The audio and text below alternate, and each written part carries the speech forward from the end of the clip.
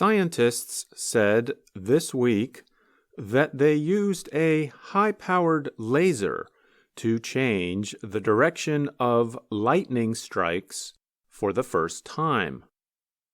The laser was aimed at the sky atop Mount Santis in northeastern Switzerland.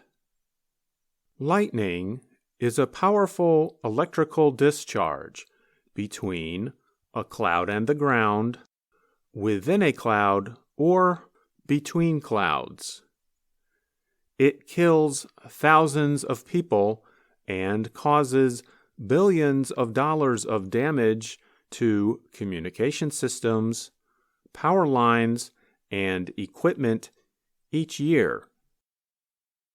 American inventor Benjamin Franklin first invented the lightning rod in the 1750s. That technology is still used today, but can protect only a small area. Scientists say the new device, called Laser Lightning Rod, LLR, could increase protection by extending the height of rods hundreds of meters. With further development, LLR could improve protection for important places, such as power stations and airports. Workers brought the equipment to the top of Mount Santis at 2,500 meters by helicopter and gondola. The laser is the size of a large car and weighs more than 2,700 kilograms. It was aimed at the sky above a 124-meter Swisscom telecommunications tower, one of Europe's structures most affected by lightning. The laser works by creating a beam of electrically charged particles called ions. The ions attract lightning, just as a metal lightning rod does.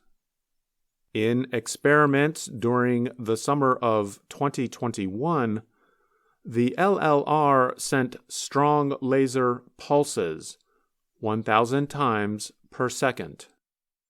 The laser redirected all 4 lightning strikes that happened during the laser's operation. We demonstrate for the first time that a laser can be used to guide natural lightning, said physicist Aurélien Huard of École Polytechnique's Laboratory of Applied Optics in France. He is the coordinator of the Laser Lightning Rod Project and lead writer of the research published in the journal Nature Photonics. Huard said that 10 to 15 years more work would be needed before the laser lightning rod can enter common use. One worry is avoiding airplanes in flight. In fact, air traffic in the area was stopped when the researchers used the laser. Indeed, there is a potential issue using the system with air traffic in the area because the laser could harm the eyes of the pilot if he crosses the laser beam and looks down, Huard said. I'm Andrew Smith.